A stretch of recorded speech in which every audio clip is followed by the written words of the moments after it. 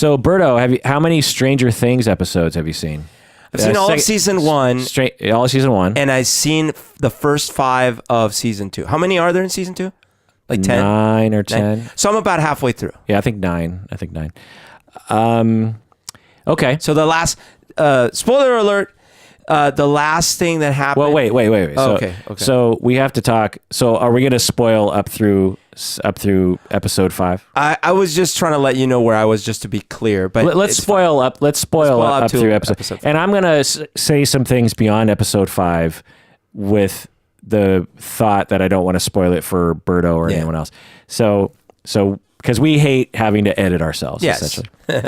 Well, so did you like it? Do you like season 2 so I'm far? actually enjoying season 2 a little better than season 1. Really? Now, I'll say that with 2 caveats. Certainly, the novelty and the references in season 1 were like amazing. And then in season 2, there's more references and more cool stuff like that. But the novelty is worn a little bit. That said, I sort of find season 2 to be more stressful and scary. Yeah, it's very scary. Yeah. I mean, season 1 was definitely scary too. Definitely scary. But season what did I say? Season 1? Season 1. Season 2 is... It's more haunting. Yeah, it's a little darker, with Will, right? And like also where's Will at your point? Yeah, so what's happened where I'm at is what's her name? 6. I was going to say 6. 11. 11 went and met her mom. Okay. And Will is... They just went and dug down under the ground to rescue the cop. Okay, Hopper. And Will's been like, trying to help them, but he's also like, he's possessed, basically. Right. So you're past the point where Will has been invaded. Yeah, he's been very invaded. That was dark shit. Yeah. Like he has this talk with Bob, and Bob's like, you just got to stand up to the villain. You just got to turn around and say no. And that's the moment in the movie where it works. Yeah. And he turns around. And he tries it. And he just really tries it. And he's such a fragile actor. So that would have been the moment in the movie where the creature backs off. Yeah. Or someone shows up. And saves him. Gandalf. Finally, the Gandalf character. Instead, he gets raped. Yeah, mouth raped by this. Everything raped. Brain raped. Oh. I agree. So between the way that 11 is behaving and what she's going through and him, it's dark and it's scary. Yeah, it's dark too once you find out pretty soon about why the mom lost her mind. Okay. Like I did see this sequence where they were basically they had her and they were doing like electroshock. Oh, okay. So that's dark too. Yeah. Man. Like, and then she's got a combination to a thing. She's stuck in like these flashing images. Yes. Apple, something. Rainbow, butterfly, 3 to the left. Yeah. Da da da. Like she's stuck in this. Can you imagine being stuck in a loop like that? Oh my God, incredible. So what I was going to say is... Let's introduce the show. Oh, yeah. This is the Psychology in Seattle podcast. I'm your host, Dr. Kirk Honda. I'm a therapist, a professor, and a binge watcher of Stranger Things when it comes out. Who are you, Berto? My name is Humberto Castañeda. I hold 3 world records in the game of Joust. So the video game? No. Oh. Just a short little thing. I didn't like it as good as season 1, but I definitely liked it. Okay. I binged it in 2 nights. Oh, wow. Yeah. That's how much I liked it. Okay. You know what I mean? Like Mindhunter, I watched in probably like a week or so. Well, I probably watched it, over the span of a couple of weeks at like 20 minutes at a time. I see. Okay. Stranger Things, it's the story is so once it got going in season 2, it's like you just got to know what happens, right? Netflix show 2017, 94% Rotten Tomatoes, created, written, directed, produced by the Duffer Brothers. So we're gonna spoil it up through episode 5. So let's talk about the good and the bad. Let's start with the goods. Sure. So what was good about it? I mean, Ghostbusters. I was so happy when they had Ghostbusters. Yeah. I mean, I would have killed to have that costume. Right. Well, that's one of the bads that I have. Oh, actually, do you? is like today those costumes would be like insane. Yeah. You know, for back then they would have been ridiculous. Yeah, like back then no one would have had that. 84, because it's set in 84, I think. Yeah. People didn't do Halloween the way they do today. Okay. Like today, you would see a costume like that maybe on some people. Yeah. So But- you thought that was anachronistic. Yeah, I would have liked it if it was way jankier, you know? I could totally understand that criticism. Like where like the three of them had good jumpsuits, but one of them couldn't afford it, so he didn't have a good jumpsuit. I mean, they did. One of them had a crappier jumpsuit, but not crappy enough. But very good, you know. Yeah. And the trappers and the things. yeah, they had the trap with the yellow and the black. It looked exact, you Yeah. know. And that I wished it would have been like a hose, homemade. a hose from a vacuum, and then like just a backpack, Totally. just a regular backpack. Because where did they get those? Who built those? Right.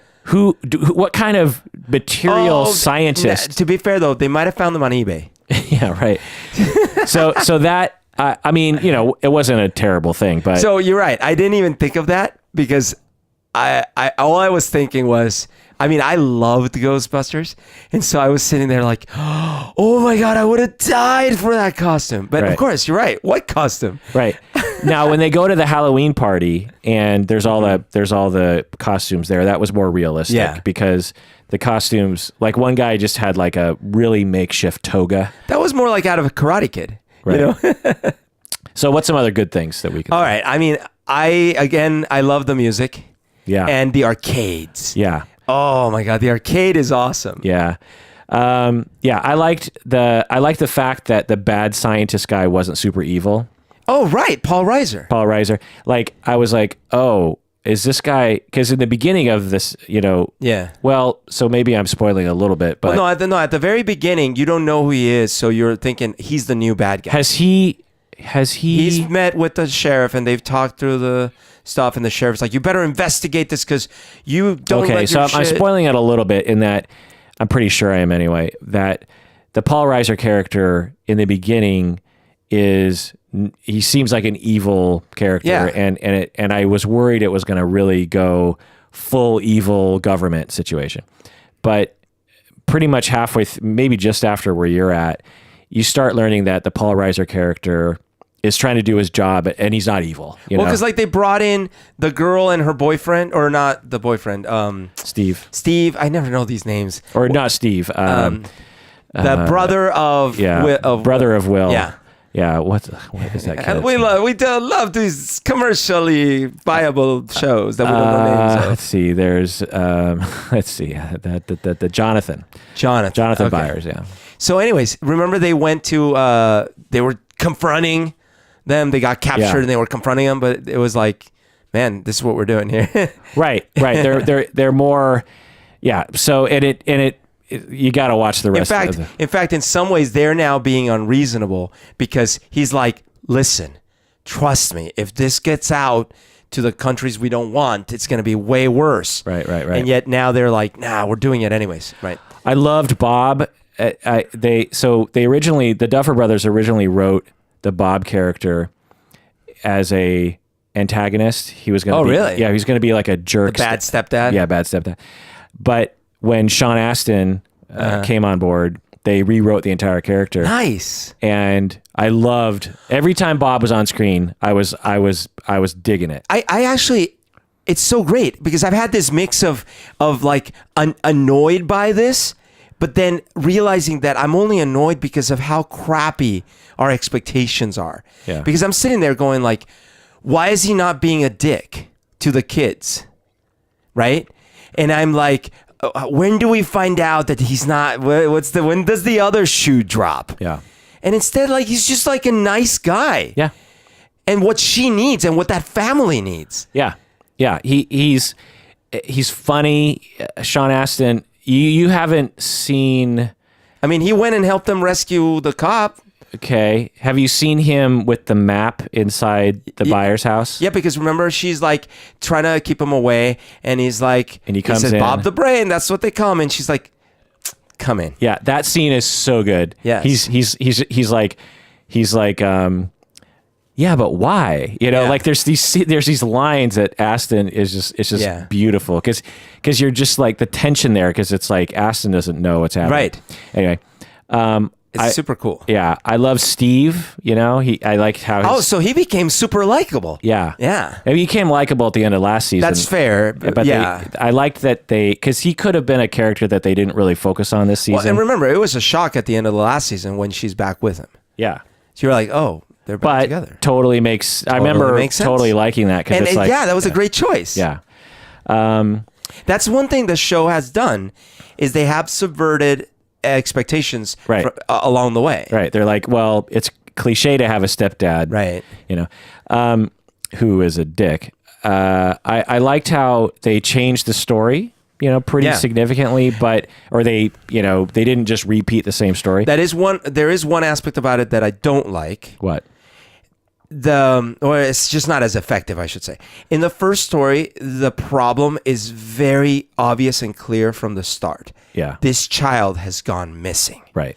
In this one, it's like, I mean, I like it, but it's just like he's having nightmares, but why? And right. Yeah. It's just a little harder to relate. Right. Yeah. I totally agree with that that it takes a while for the obvious problem to emerge. Yeah. Other than, well, all the pumpkins are dying. I mean, that's a problem, you know? Like, yeah. But it doesn't become you. In fact, at your point, do you even know what the problem is exactly? Oh, no, because they noticed, the scientists noticed this effect that the stuff that they found in the crops has. Yeah. And obviously we know that there's this creature and he's invaded Will, but that's where I'm at. Right. Yeah. So and this is 5 episodes in. Right, right. So eventually you get more of that story. Right. And then it very quickly like wraps itself up. It's sort of one of the problems that the prequels to Star Wars, fine, I'll acknowledge them temporarily,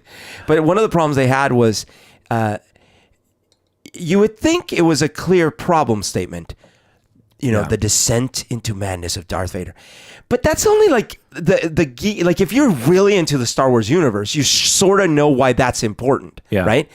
But as just a movie, just coming into it as a movie, you don't really have the context. It's like, why do I care what's happening? Right. Whereas in the original, right, you get right off the bat, geez, my uncle and aunt were killed. Oh, this princess got kidnapped. Like, there's a lot of shit that happens right off the bat. And you have this evil empire that is blowing up planets. Right. You know? Right.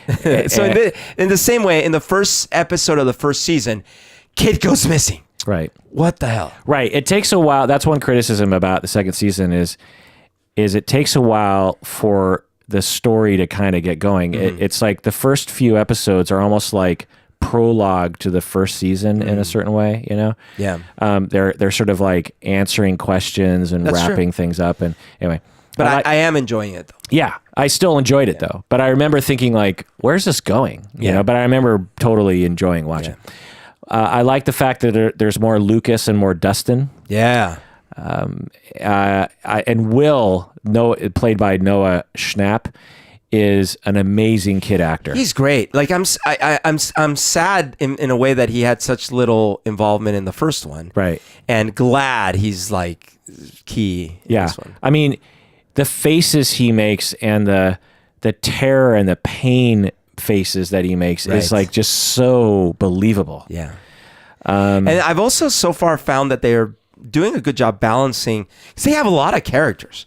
Right. There's a lot of like storylines, and I'm like, it's being balanced fairly well. Right. Yeah. You feel like you're the one. Is it Finn? Is that the main kid? Finn. Yeah. Finn. He's the main kid of the 4. Yeah, he's the one who's upset at the redhead girl. He was like the main character in the first season, and this season he's like really secondary, you know. And actually, it's funny.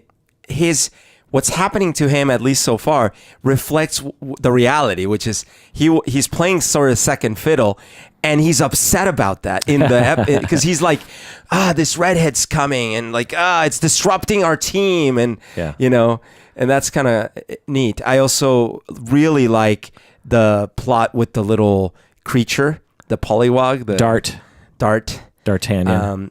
That was again. I've seen it open its mouth, but I knew sort of from the beginning. I'm like, that's got to be one of those creatures. I loved that whole story arc. The amount of story arcs that they managed to cram into 9 very concise episodes is actually pretty impressive. So there's a whole story arc to that whole thing. And by the way, 11 and 8. Oh no, sorry. Go ahead. Sorry, 11 and the dad, the cop. Yeah, what's his name? Hopper. Their relationship. That's really interesting. Yeah, because they could have made him always super understanding. You know, instead he's totally ineffective at one point. Right. He's being a jerk, and a lot of parents can relate to that. Yeah, and it makes sense. Story wise, especially if you remember season 1, right? He lost his daughter, and he's so overprotective as a result. Right. Yeah. And logical. Of course. Like if anyone finds out about her, right? I mean, game over. It's just interesting that instead of like, instead of like, oh, this has got to be so hard for you. Instead, he's like, I can't. Don't you understand? Yeah, because that's the kind of guy he is. Yeah, he's not a touchy-feely guy. He's just like come on. Oh my God, favorite character, Lucas's little sister. Wait, have you seen many scenes with her yet? When she's putting the cereal and she's that I've only seen like 2. Oh well, you've seen when she's making fun of him in his Halloween outfit. Yes, where they're taking pictures and she's like nerd. She's only she only has like 5 scenes. She is very entertaining, and it's hilarious. I like 8 is the one at the beginning of the series. Right. She's the one that makes the cop think that the bridge collapsed or whatever. Right. The tunnel. Right. I like that. And this isn't spoiling anything, really. I like that they don't mind offing some characters, I'll just say. Okay. And because in a show like this, it's tempting to just make it always like a happy ending. Right. And this episode or this season, it doesn't. Yeah. It doesn't end well for everyone. Yeah. I mean, like what's interesting is the first season, it didn't end well, even without the second season, because at the very end of the season is when you see him throwing up the creature. Right. You also see 11 gone. Right. And the only hint, I mean, anyways, the point is even the first season doesn't end up super happy. Right. This one doesn't either. Yeah. But so let's go over some of the 80s stuff that I loved. Right. So you said arcades. What video games did we have in there? They showed the Dragon's Quest. Dragon's Lair. Sorry, yeah. Dragon's Lair. Did you play that back in the day? So here is my story with Dragon's Lair. Because remember, I would have these intermittent visits to the States, right? The rest of the time I'm in Colombia. And the arcades in Colombia were predictably several years behind the arcades here. So I come over one summer and we go to Chuck E. Cheese for a birthday party. And I'm going through and I have that reaction that almost every kid must have had, where I look over and I'm like, what did they just skip 2 generations of games all of a sudden? Yeah. Especially because at the time I was already into programming. So I knew the capabilities of different systems and what they could do. Right. And I couldn't explain it. I'm like, how are they doing full cartoon graphics? So for those that don't know, Dragon's Lair, and you see it at the beginning, it's the first scene that they have, I think, in the show. It was a video game, but it looked like a pristine Disney cartoon. Because they had, which I didn't know at the time, they just had different scenes. They had basically animated exactly like a Disney cartoon. In fact, the main animator was an ex-Disney animator. Right. And they put so it on a Laserdisc. As the scene was, the knight was running, you had to, at a precise moment, hit the controller a certain way, and then it would trigger the next scene in which he doesn't fall into the fiery pit. Right. It was choose your own adventure.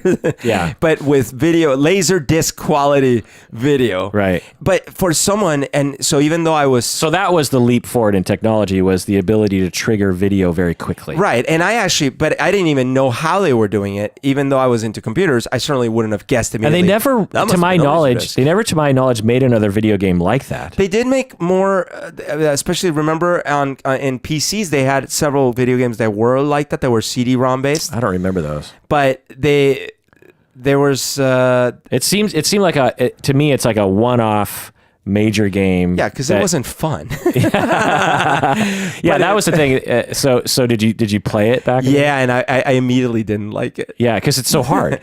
Well, it was hard. Well, and you can't control. Basically, what happened, for those that don't know the game, it wasn't a game where you move the character. Yeah, it wasn't like you had, if something was coming at the character and you dodged it with your controller, it didn't work that way. No. You had to memorize these button pushes and movements. And it wasn't necessarily intuitive to what you were being presented on screen. So you're basically memorizing a sequence, So in modern video games, when they have quick time events, as they're called, a lot of times they don't work well and gamers don't even like them. But when they do work well, like in Call of Duty 4, you will recall there were a few quick time events, not many, but a few. They're more contextual. So you're like, I need to escape the helicopter crashing into my face or something. So it's coming on the right side, so I'm going to veer left. But even then, when it is contextual, oftentimes gamers don't like that kind of thing. Right. But back then, like you're saying, it wasn't even like that. It was random, and until you memorized it, it was not fun. Yeah, I mean, there was even one scene where I think you have to jump on these different tiles, and some of the tiles you're going to fall through the floor and some you don't, and there's no way to know. You just have to memorize it. It's a quarter eater, and it was 50 cents. It was 50 cents at a time when almost no games were 50 cents. Right. So they had one of these at Factoria at the cinema, and my older brother, who had a job and had a lot of quarters, and was very into video games of this sort. He got real good at Dragon Slayer. Okay. I think I played it once and was died instantly, and I was like, this isn't fun at all. Well, and for me, because I was also a little younger than you guys, it actually didn't even make sense, because it took me too long to connect that what I was doing, the whole I'm going to have to memorize this. So the first couple times I played it, I'm like, I don't understand what just happened, but I just died. Right. When I moved the stick, he didn't move. Yeah, he didn't move. He didn't move the way I wanted. Yeah, so my older brother became one of those guys who had played it so long, or I don't know how he figured it out. I don't know if he just played it over. I'm guessing he just played it over and over again, because he wouldn't be the sort of guy to subscribe to some gamer trade magazine or something, And he memorized and was able to get through.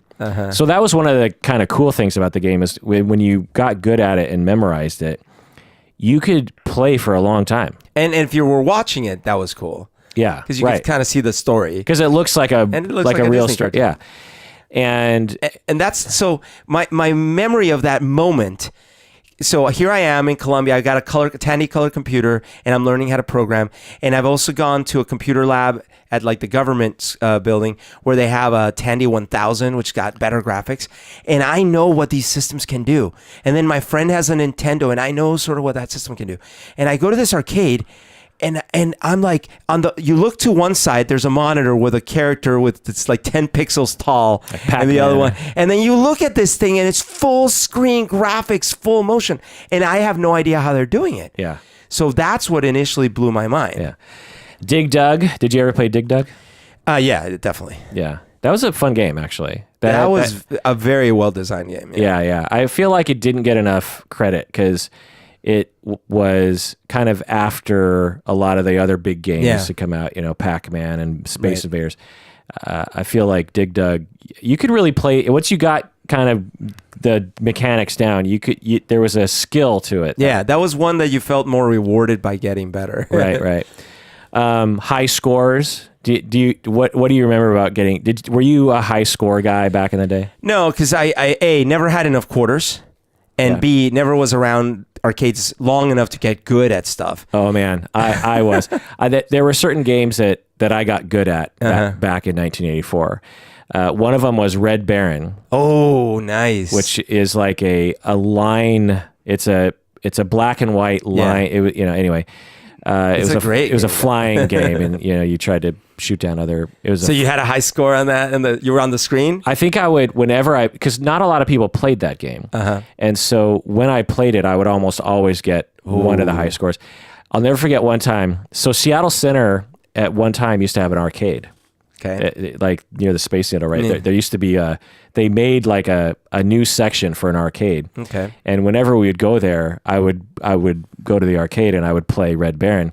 And one time I was playing so well, and there was enough, Seattle Center people walk into the arcade, they might just do kind of a walkthrough. They might not necessarily be playing it. And over time a crowd, developed behind me as I was. Nice. And my 13-year-old self just, I always Tron. Just like in Tron, right? I just wanted to be like Jeff Bridges in Tron with like a crowd behind you, like cheering. Right. So high score on that. I would get high score in Galaga. I still do actually sometimes. For me, I always had a crowd around me going, "Hurry up and die." So yeah, looking for coins in the couch. Do you remember? No, like again, mine was like, here's your 2 quarters. No, like I just had a very different experience about this, but I guess I remember feeling so special when I would get to play on an arcade machine, because it was rare, and it was like, well, so in Colombia there was this one place we would go to every now and then for lunch on a Saturday, and they had the sit down cabinets, some of the ones like Galaga and Pac-Man. And so that was such a treat, because I'd be waiting and I wouldn't say anything because I didn't want to jinx it. And then my grandpa would be like, "Do you want a couple quarters for whatever Colombian coins it would cost?" And, oh, really? And so I'd be like, "Oh, yes." And it was so awesome. Oh, my God.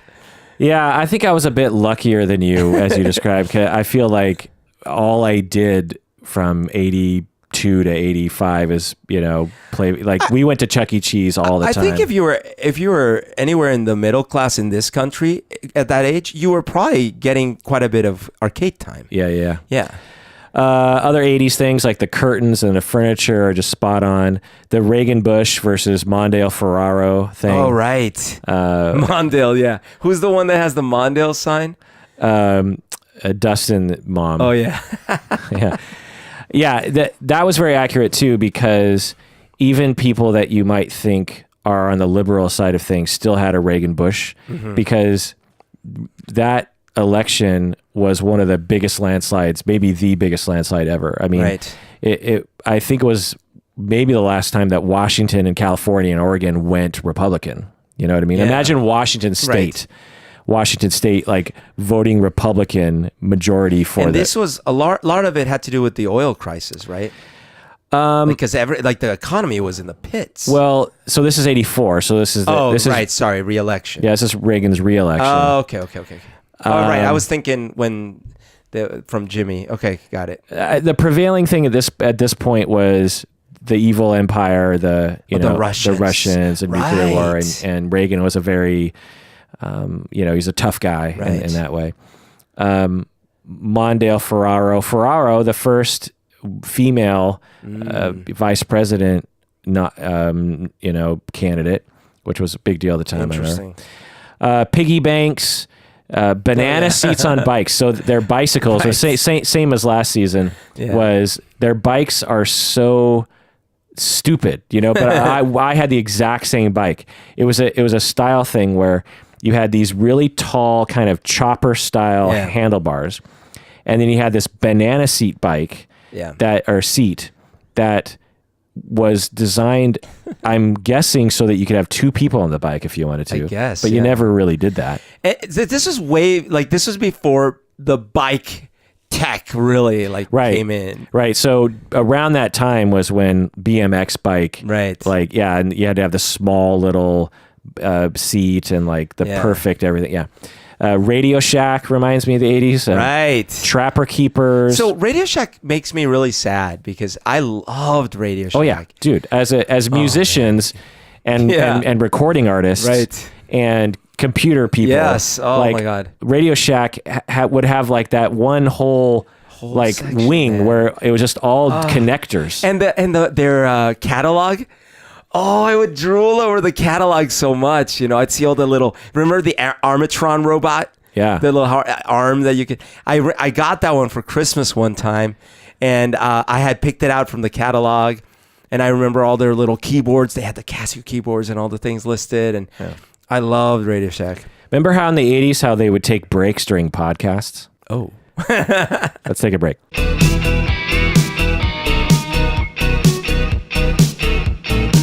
All right, we're back from the break. If you haven't become a patron of the podcast, do so now. Go to patreon.com, become a patron, and you get access to a bunch of our premium episodes. And also, we tend to answer your questions more if you're a patron.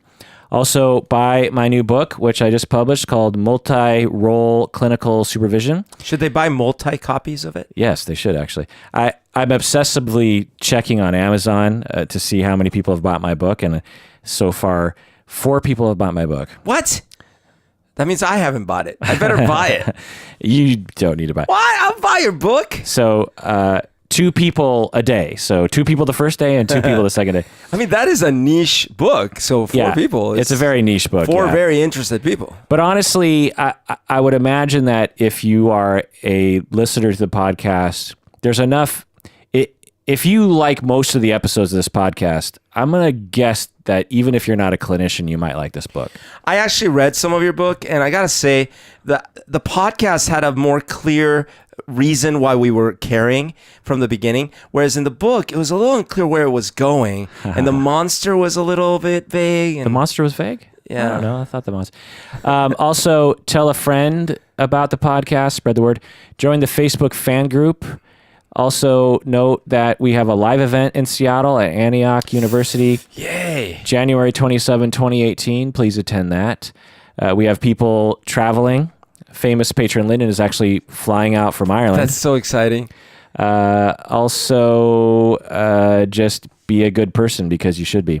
So other kinds of 80s stuff. John Carpenter style synth score. Yeah, that's one thing that I hope that people really understand is like the music and the title sequence and everything is a direct homage ripoff of John Carpenter. Yes, so good. and so when you hear that thing, you should be like, the Duffer Brothers are riffing on John Carpenter. This is not like the Stranger Things style in a lot of ways can be attributed to John Carpenter, and they are sure to credit him. But I worry that people don't understand that. You know what I mean? Right. And I worry that they're gonna I'm worried that in 10 years someone will do Duffer style. Someone will do an homage of Stranger Things, and it'll be like, oh, this is like Duffers. Yeah, and I'm like, no, Duffer style. Yeah.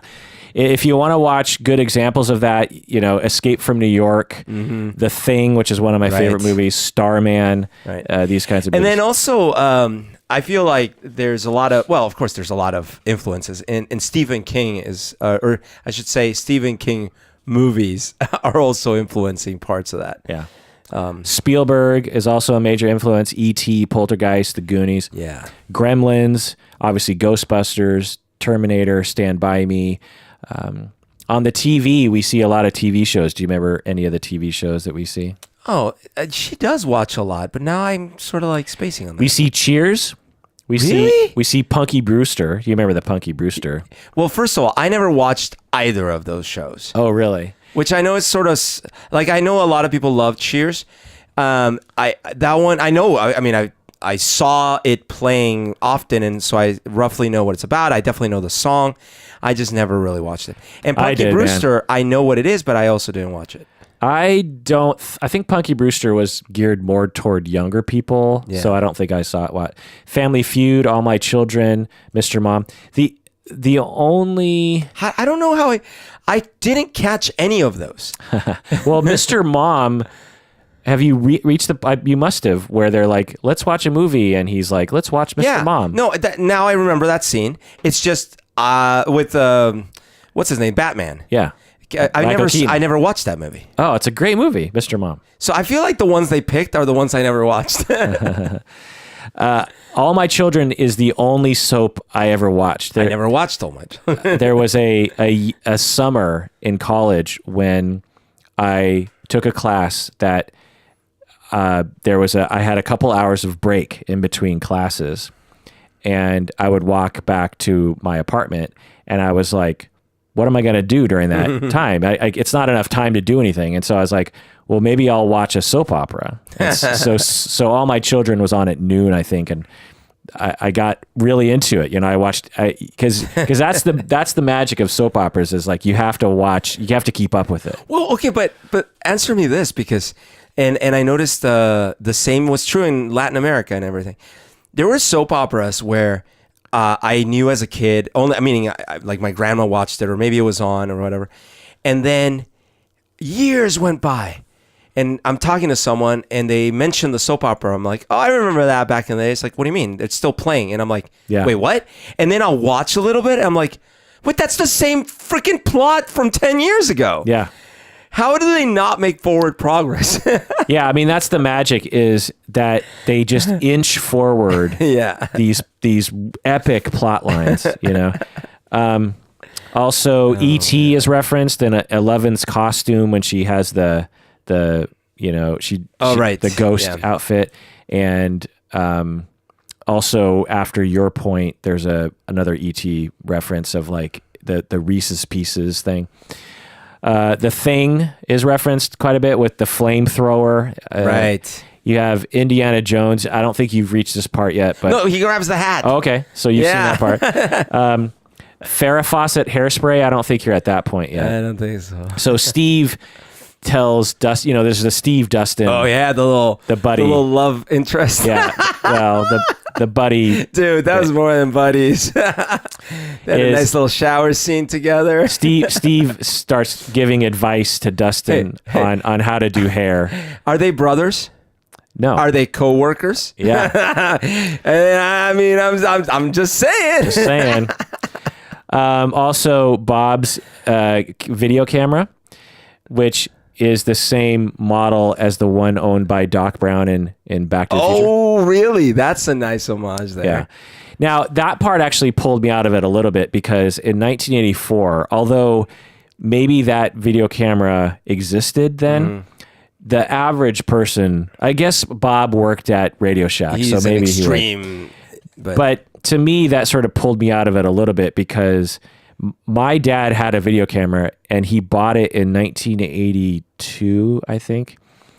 And the video camera he bought in 82, we were still using as a family in 84. Yeah. And we were one of the only people we knew in the entire town who had a video camera. And it had the big cassettes, right? Big cassettes. Yeah. Not only big cassettes, but you had to carry the VCR with you on your in a satchel. Okay. And the camera, you didn't put the tape in the camera. Oh, really? The tape in the camera, that camera became widespread like around 1990 or something. So even though this JVC camera was available during this time, like my mom had a video camera with the tape in the camera at around 88. Right. So it was around that time. And so it kind of pulled me out a little bit, because I'm like, that camera feels more advanced. Because they were smaller tapes in there, right? Yeah. Not only was it in the camera, but it was a smaller they must have had, or they might have had them, but they would have been like so elite, expensive. Elite, yeah, exactly. But anyway, it's just one of those small things. He-Man action figure we see. Max's trick-or-treating costume. She's Jason Voorhees from Halloween. When did we see the He-Man? I'm trying to remember. There's a He-Man action figure. Early on? Yeah, I think in Finn's house when he's putting stuff for the yard sale. So did I ever tell you about my He-Man experience? No. So I'm in Colombia, and of course I've not heard of He-Man. And one day, my aunt comes to pick me up from my house because every other weekend I would go to my grandma's house. And she picks me up and she's like, oh, you should see your mom sent some toy for you. And I'm like, really? Like, yeah. And it's like you press these buttons or something and like the muscles move. And I'm like, what? Really? It's like, yeah, it's like all the muscles move or something. And so in my head, I was imagining some sort of weird kind of robot thing or something where like you push buttons and muscles move. And then I get there and it's Man at Arms. Yeah. Now, of course, I loved it. And I was like, what? But I was like, oh, this is amazing. Okay, where's the other one?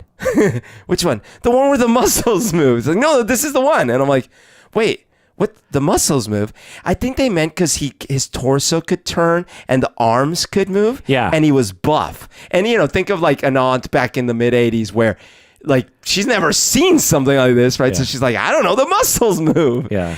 So, but I was so blown away. First, I was disappointed because I'm like, where's the muscle moving doll? Yeah. But then I'm like, what is it? And it comes with like the armor. Remember the orange armor and the club? And it came with a little comic book. Oh. And I was like, it was a little thin, little square comic book, and it had the story where a merman comes out of the water and attacks He-Man. And I was like, oh my God, what is this? Wow. Oh, and on the back of the comic book, of course, they had the action figure, the other ones you could buy. Yeah. I'm like, oh, I want that one. I want that one. I want that one. I want that one. I want that one. Yeah, that show was so blatantly figure oriented. Oh yeah, I didn't see the show till much later. I watched the show when I was in 8th grade every day after school. Like me and my friend, we'd walk home and we'd go to his house and flip on the TV and He-Man would be on. By the power of Grayskull. Yeah. The Halloween costumes, did you know what Steve and Nancy went as? I'm trying to remember. I don't remember. So it's kind of hard to tell, and I didn't recognize it. Give me a hint, because I'm trying to... It's hard to tell. It's when she was getting drunk. Yeah.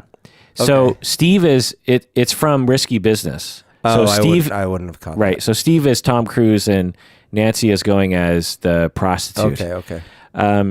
Madonna, one of the girls at the party is dressed up as Madonna from Like a Virgin. Flashdance, Susie and the Banshees, Cobra Kai, Johnny from Karate Kid. I did see that. Yeah. Cobra Kai, which that would have been fresh because that just came out that year. Karate Kid? Yeah, 84. Really? Yeah. Are you sure? Yeah. Huh. Also, you have you have Sean Astin, who is in the Goonies, right? Right. You have Paul Reiser, who was in Aliens. You know? Oh yeah. Oh my God, I totally forgot about that. And that's like there's a total. Absolutely, absolutely. Yeah. And in fact, he has. I mean, he is ultimately not a good guy, but he is more ambiguous, I should say. Right. Just like in Aliens. Yeah. You have. Carrie is sort of referenced. I don't know, but when Nancy dumps the red juice on. Oh yeah, sure. I actually thought of that. I was like, that's like Carrie. Yeah. Poltergeist when they're staring at the static at the TV. Yes. I also keep saying Under the Skin, even though that's not 80s, but it was just like 4 or 5 years ago. Scarlett Johansson. Oh. There's this. I don't think I saw. There's this scene when they go to the black. When 11 goes into the black room, with the water on the ground, it's like a direct rip-off from Under the Skin. The words they use, totally tubular. Yeah. I mean, I remember that kind of stuff. Like, I don't think I knew what totally tubular meant until 20 years later. But I did say that in the 80s. It was surfing, right? It right. was like you're in a tube. Right. You're surfing in a little wave tube. Right. And then surfers started saying about other things, oh my God, that's totally tubular. Because they love tubes. Gnarly was skating, right? Ice or like roller skating, I mean. You mean skateboarding? What did I just... Oh my God. Or was Gnarly still surfing and the skateboarders? I don't know, but I'm guessing it was surfing. Yeah, for those that don't know and weren't around, for some weird reason in the early mid 80s, beach culture and surfing culture had been completely, spread throughout the entire United States. Like every 80s TV show around then had one or several episodes with the beach, you know. And it's like a very small minority of places in the United States you can even surf, right? And two, very small percentage of people who live in those neighborhoods surf. Yeah. And very small percentage of those surfers talk and act like a surfer, you know? But all our clothes were surf related. Yeah, we had board shorts, OP, Ocean Pacific. We had Breezin'. Town and Country. Yeah, and we used surfer slang. I mean, it was such a weird thing. Like, why would anyone say totally too big? And we wore those shorts, right? The board shorts. Yeah. And we had shirts that had surfboards on them and stuff. Yeah. And, you know, I still to this day, I've never touched, you know. Yet I had so many of those. Three Musketeers was a big, candy bar at the time. Oh, I was talking about that with a buddy of mine because we both remembered first of all, it was my favorite candy bar. Really? Later it became Snickers, but at that age, that time, it was definitely Three Musketeers. Huh. And Snickers is a far superior candy bar, and Butterfinger too. Later it became a first, but I remembered the white wrapper. Yeah, because nowadays it's silver. Right now, all wrappers are really complex. Yeah, and that wrapper is so simple. Yeah, it's white with little. Yeah, because I don't even think back then you needed to put the ingredients on the You're wrapper. Probably right. Yeah, you know, and definitely not the calorie. No, count. nothing. No. There's some D&D references. True Sight, which is a spell, and Mind Flayer. Right. Mind Flayer is like a major D&D monster that you fight. And as a D&D player myself, I've actually had entire campaigns designed around Mind Flayers. Nice. Also, aliens is kind of referenced in that when they get sucked into the wall and they're, like when Hopper is, getting trapped, it's sort of like when in Aliens, when the goo kind of. Right. Also, I thought about A-Team when they were outfitting, or you haven't been there yet, but there's sort of a montage where they have to like outfit a bus, Okay. Jurassic Park is also the clever girl bit happens eventually. And I wish I could talk about the last episode because there's a very 80s thing that happens there. Well, God, it's not spoiling because you don't know who's going to make it, but let's just talk about school dances. Okay. Did you have a snowball at all? No. Was that a winter ball or something? Oh, okay. So you don't know what a snowball is. So I mean, think about it. We don't have snow in Colombia. Yeah. Well, and Seattle, we didn't have much either. And in Tacoma, my school had Tolo, homecoming, prom, that sort of it. Actually, wait. I am so old now. I am forgetting my 80s stuff. Yeah, we didn't have a snowball either. What we did have is, that's so funny. So we would, once or twice a year when we were in like the 3rd, 4th, 5th grade, as a whole entire grade, we would go to Skate King. Okay. Which is it's a skating rink. Sure. And for those that maybe are outside the country and don't know, it's like you play music like modern rock music and pop music, and it's like a disco, but instead of dancing, you skate in a circle. Right. And it's like an ice skating rink, but for roller skates. And it was the 4, not the inline skating, but the full 4, 4x4. Oh, okay. And there was always one moment in which the DJ would say, "It's snowball time." Really? It's the snowball.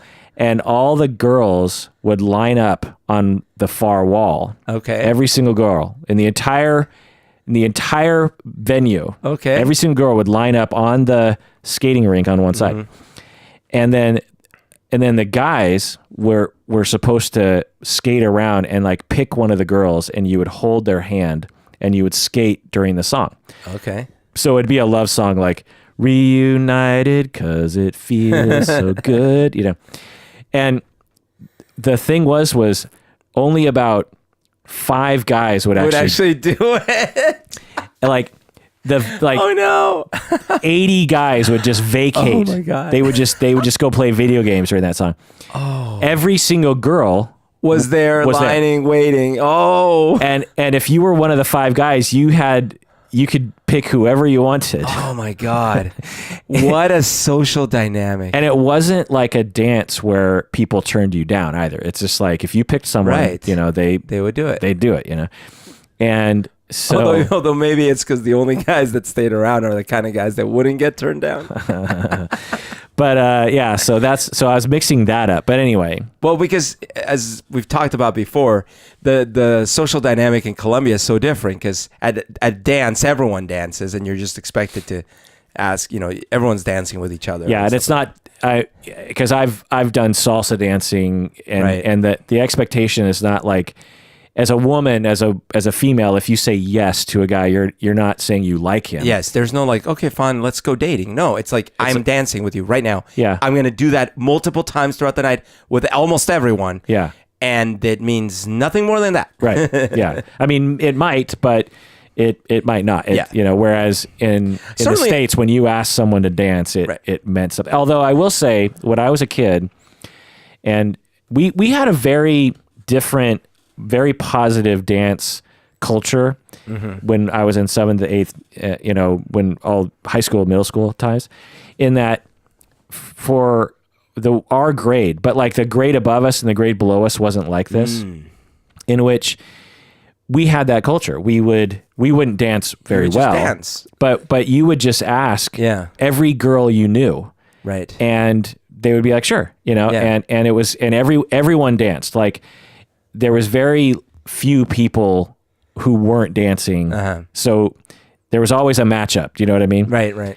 And you would dance with your friends. Like, I remember dancing with girls who I was just friends with, and we would have a great time, and that was that. It didn't mean anything.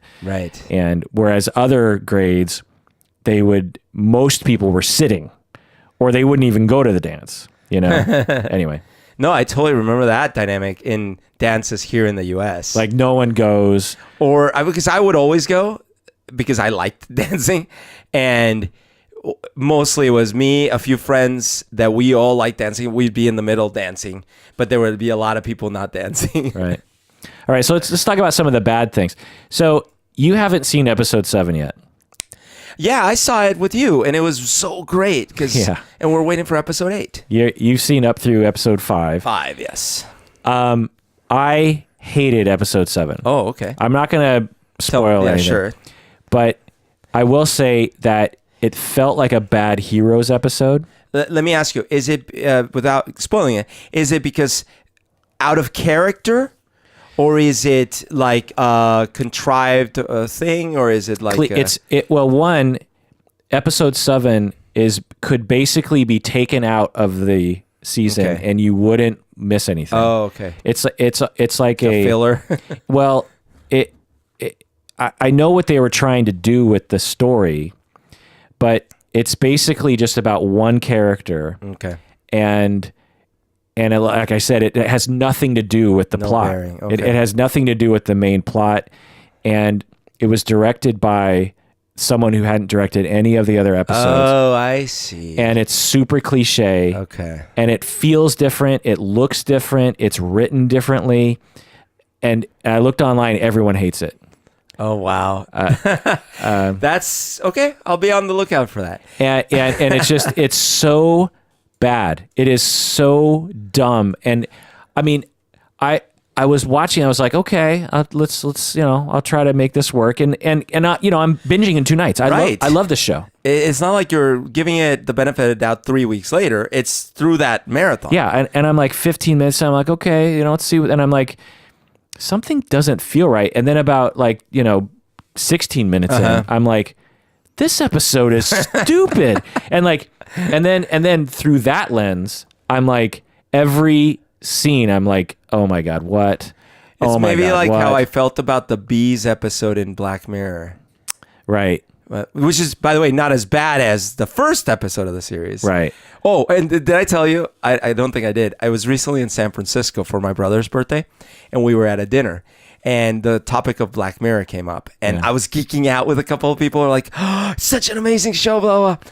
And I think I said, or maybe they said, and of course our favorite the first episode with the pig, and I'm like, oh, and then I briefly considered not saying anything because but I couldn't. I'm like, no, see, that's my least favorite episode. And so because we had been totally like seeing eye to eye, and all of a sudden it was the scene where the DJ scratches the record and the music comes to a stop. Yeah, totally. Like, I've been in similar conversations. So was this like that, where you were watching the series and all of a sudden, what just happened? Yeah, and then I was like, I can't wait for this episode to be over. That and then, sucked. And then as soon as that episode was over and episode 8 begins, within like 30 seconds, I'm like, okay, we're back. and episode 8 and 9 are really good. They're very good episodes. And so I knew then that episode 7 really stank because I'm like, emotional. If a series loses you, right, then I was like, well, is this going to taint later episodes? But episode 8, like right away, I was like, okay, this feels like Stranger Things again. So it was really like they took a chance with a guest director or whatever, and it was like not good. I don't know. Yeah, you tell me when you. But it was more than it was the writing too. Like it was everything. Yeah. The writing, the acting, the set design, the characters, the choice. Weird. I mean, there was the story. I wonder if it was like, if they reduced that whole episode down to like one scene in one episode, then I would have been okay with it, because there is sort of a story beat for one of the characters where they develop a little bit. That must be such a hard thing with a series, because in a movie, you could cut a half hour from a long movie, and still have a movie. Yeah. Imagine that, right? You could have this whole half hour where you're like, none of that works. Let's take it out. And certainly, these epic long movies that they filmed 4 hours and they end up being an hour and a half or whatever. But in a series, if that episode didn't work, you have to like go shoot a whole other episode? Yeah. Like, that's crazy. Yeah. I don't know. I don't know what the Duffer Brothers were thinking. I think what I want to think is the Duffer Brothers handed the episode over, but at the same time they wrote it. So they wrote it. Okay. Yeah, I mean, I assume. That's weird. Other bad things. The Billy character I thought was a little over the top. Wait, which one's Billy? Billy is the total asshole. Oh, the Camaro dude. Yeah, like his character is like a little from the start. Yeah. He walks out and all the girls are like, "Who is that?" Yeah, it's a little cartoonish. Yeah, I mean, the Steve character, the bully in episode was more or in season 1, when he was being a bully, it was more understandable. Yeah, but the Billy character is like, what's going on with this guy? Well, and initially, and I guess I don't know how better it gets, but even up to where I'm at, the red hair, the girl, Max. Oh yeah, Mad Max. She also seems a bit cartoony. Yeah, people have been saying that. I don't agree. I think I like her. I like the way she's written. I like the way she's acted. I guess I'm saying it from this perspective. One, initially it was sort of like the tough girl, right? Okay, fine. But then she's being treated like crap. Okay, actually, no, she finally did say something, now that I think about it. She's like, all you guys do is treat me like crap and blah, blah. And then she's like, no, I'm out. But I guess it took, I was feeling like it was taking too long for her to get to that point. Yeah. Like, are you really this unpopular that you can't just say, screw these guys, I'm going home? Because like she was being treated really lame. Yeah. Okay, and then finally, what's the black kid's name? Lucas. Lucas finally brought her in, and then she's like, you got to try it better. That's a stupid story. That guy at the arcade is hilarious. Oh, yeah. And that's a person, like if you've hung around the tech, the arcade, that's a person you know. Other things I didn't like were, he says KFC. So there's... I don't know. Kentucky Fried Chicken? Yeah. Are you at that point yet where they have KFC at that one person's house? You think I saw that. Yeah. But is it not, did you not say KFC back then? No, we called it Kentucky Fried Chicken. Okay. KFC was like, I don't know. 90s. Yeah, at least. Yeah. Also, they used, again, the word douchebag to make fun of someone. And that was not a word. Right. They did that in season 1. Yeah. Douchebag started being used like 10 years ago, maybe 15. Like that is a very recent insult. Yeah. So I didn't like that. And I just sort of chalked that up to the Duffer Brothers have done a lot of because they were born in 1984. So what do they know about 1984? Oh, that's true. They're not 70s born. Right. And so they've done a lot of research, obviously, because they have nailed the look. Because one of the things that I said when we reviewed season 1 is that whenever they make an 80s movie, like set in the 80s, they'll always, like, every furniture thing is 80s, every clothing is 80s, every car is 80s. But the thing about it is, in the 80s, it was 70s. Was 70s because not a lot of people had new curtains in 1984. You bought your curtains 10 years ago. Right. Your furniture was bought 15 years ago. Right. Your car was bought 10 years ago. So everything in and that's what they do really well in Stranger Things is when you look at the decor, a lot of it is 70s. And that's why it feels 80s. That's a good point. Right.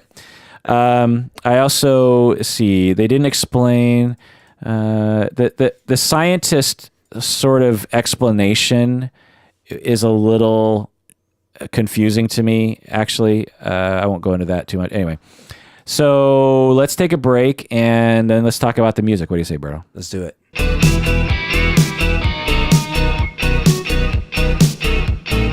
All right, we're back from the break talking about Stranger Things Season 2. So let's just talk about the music here. What do you remember any of the songs? There's a lot of great music in Season 2 from 1984. No, but I like it. You got Whip It Good by Devo. When did they do that one? First episode there in the arcade.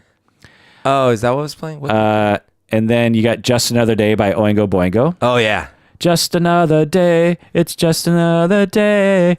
You got Talking in Your Sleep by the Romantics. Oh, that's right. I see. No, what is it? I see. No, I hear the secrets that you keep when you're talking in your sleep. Yeah. Rock You Like a Hurricane. That's Billy's. Rock you like a. Is that when he shows up? Yeah. You got Ghostbusters, obviously. Right. Like one episode ends with the Ray Ghostbusters. Yeah. Which, by the way, do you remember he got sued by Hewitt Lewis? Right. And lost.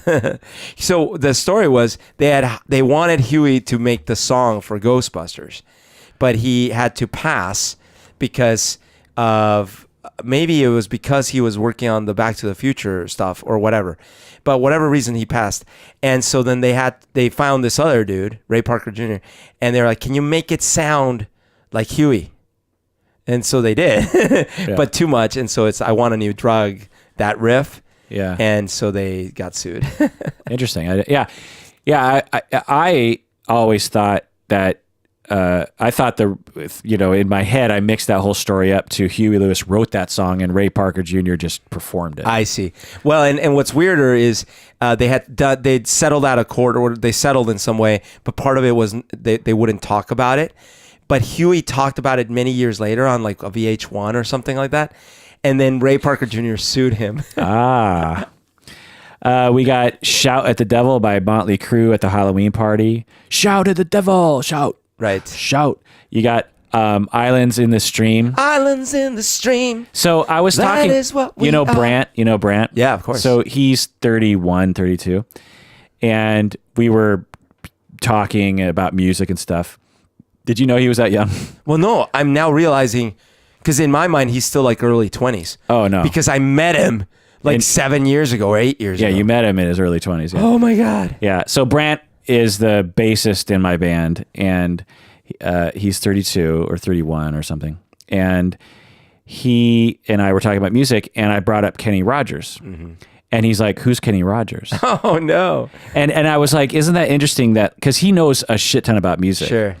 And I thought how interesting it is that he doesn't know about Kenny Rogers. How does someone not know, right? And so I had to like show him some popular songs that I thought he might have heard. And the only one he had heard is the chorus of "Know When to Fold 'Em, Know When to Hold 'Em," But Kenny Rogers was one of the biggest stars of the 70s. Oh, yeah. And early 80s. And early 80s. I mean, the freaking...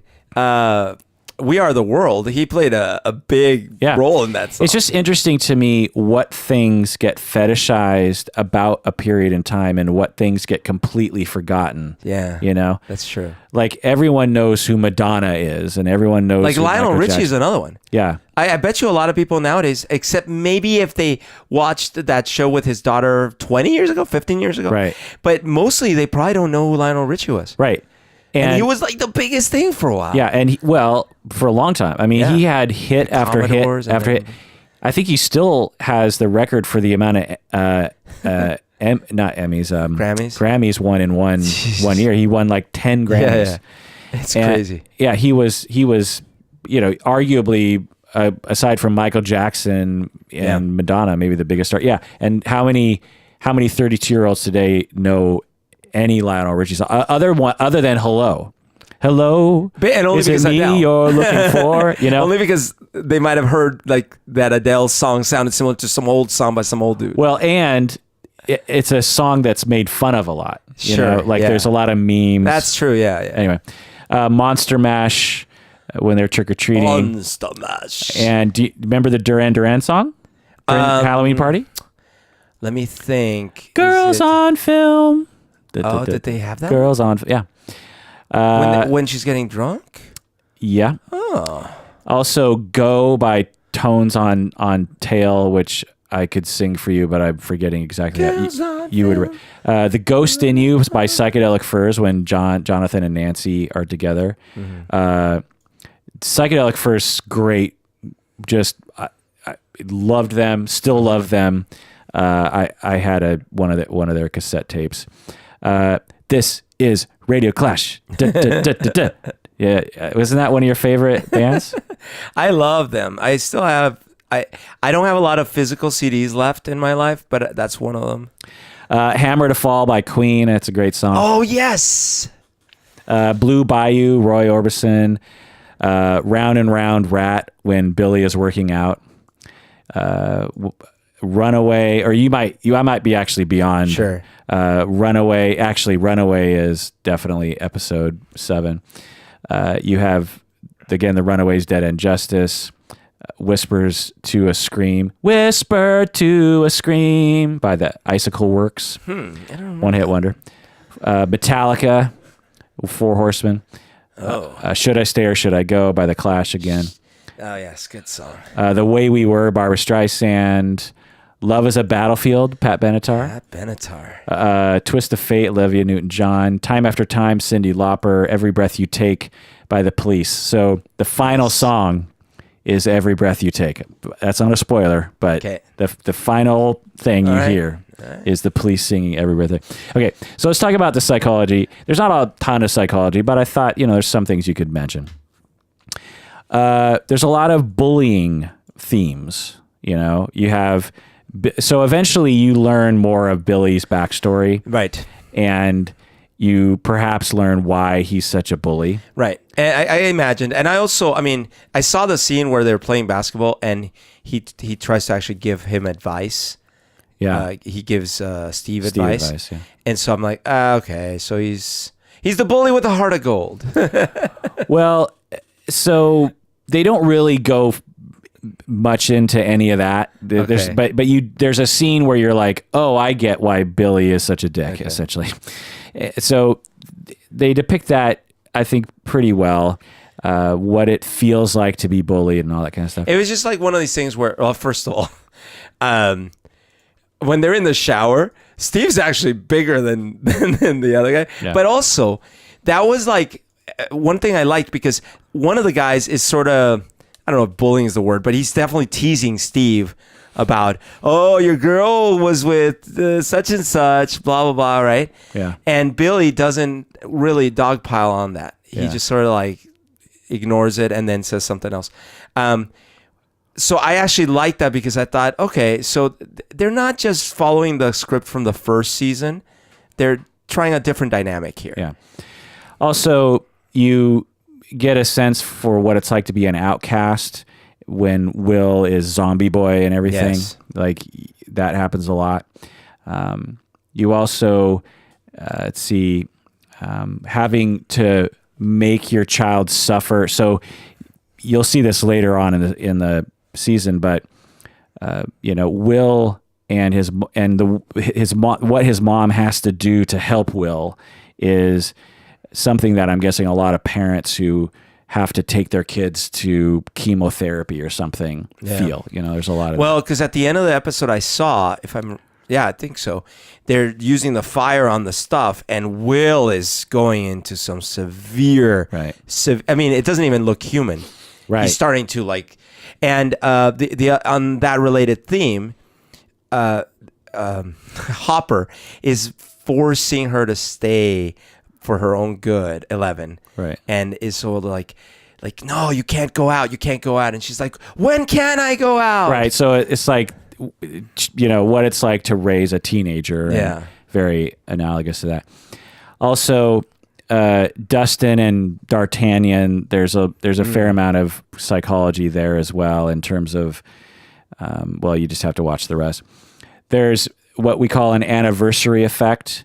So this is exactly 1 year later, and there's the psychiatrist talks about, it's an anniversary effect. He's not actually, it's because that's a legitimate psychological phenomenon. Interesting. A year after an event, you are reminded of it. Because the same sort of things are happening. It's the same month, maybe same holidays coming up. Same, Right. Like you could imagine if your mom dies around Thanksgiving, then every Thanksgiving kind of reminds you of that. The psychiatrist being unethical with research. I've done episodes on unethical psychiatric research, psychological research.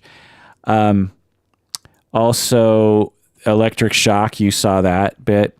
They actually used proper terminology. 450 is the max level, but it is inaccurate in that you can't cause the effect we see in her from electroshock therapy. I see. I don't know anything that would cause that effect, honestly. So you might cause memory loss, you might cause brain damage, but not what she's going through. That's a very sort of Duffer Brothers invention. Okay, so next season. Do you know anything about the next season? Not at all. So there is definitely a third and a fourth, and talks of a fifth. What? They're already? Oh, wow. Yeah. They're planning far in advance. Yeah, and I'm hoping to God that it's not anything like episode 7, and I'm worried that the reason why they made episode 7 was to sort of set up future. No. You know what I mean? So I don't know. But the Duffer Brothers have said that every season is gonna time jump a year, not only because they kind of like that convention, but also the kids are growing up. Yeah. And so they have to. Harry Potter. Yeah. By the way, what a brilliant way to write it, right? Like she wrote every book 1 year, Yeah. Like meaning like each book took place in one school year. So then Yeah. they were sort of able to keep up with the, Right. It was evident towards the last few movies. They're not in high school anymore. But Right. The Duffer Brothers said that we'll definitely be seeing more of the Mind Flayer. Okay. Season 3 will further explore the mythology of the Upside Down, but they say don't expect any clear answers.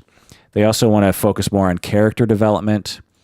Their quote here is, "It's not necessarily going to be bigger in scale.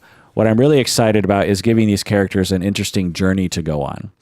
So it sounds like the Upside Down will be involved. Interesting. And maybe they have to be in there for a while. Right. Maybe right. Maybe it's like, it's like you have a few of them who are, going on a quest in the Upside Down or just something.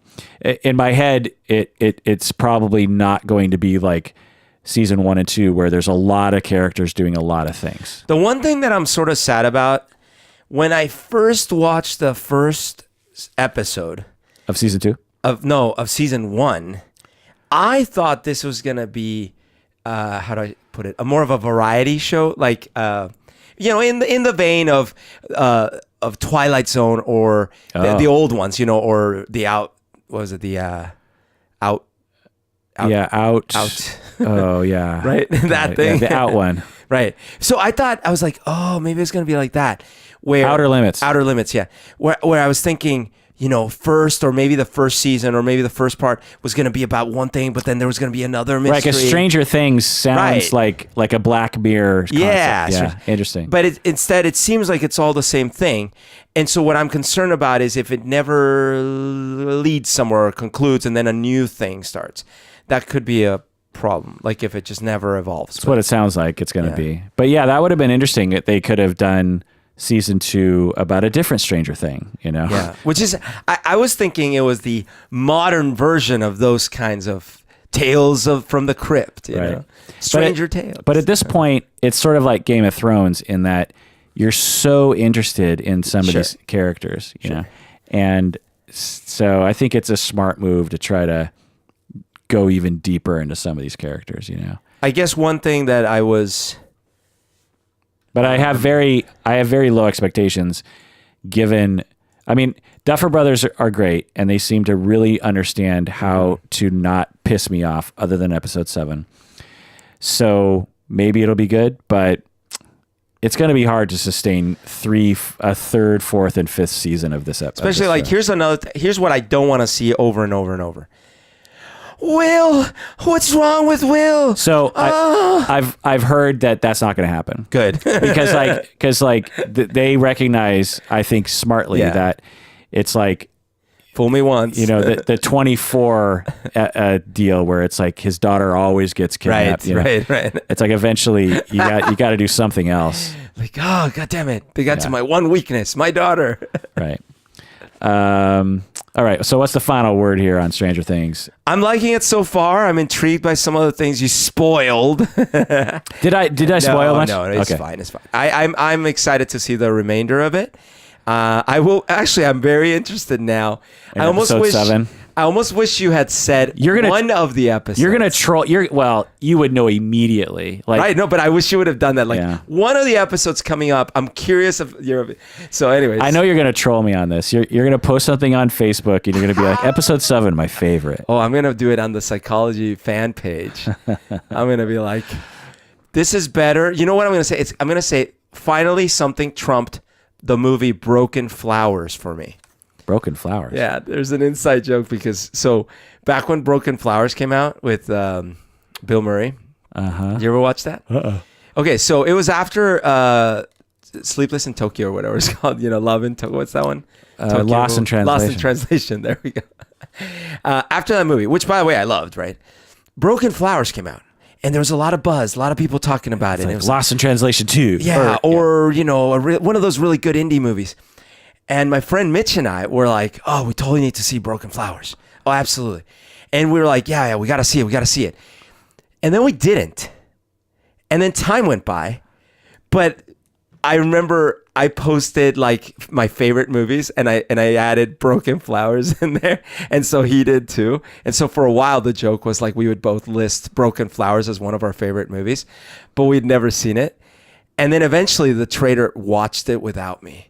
So now I'm the only one and I hope no one hears this podcast because as far as anyone knows, I have seen and love Broken Flowers as one of my favorite movies. I should have brought it up during our favorite movie episode.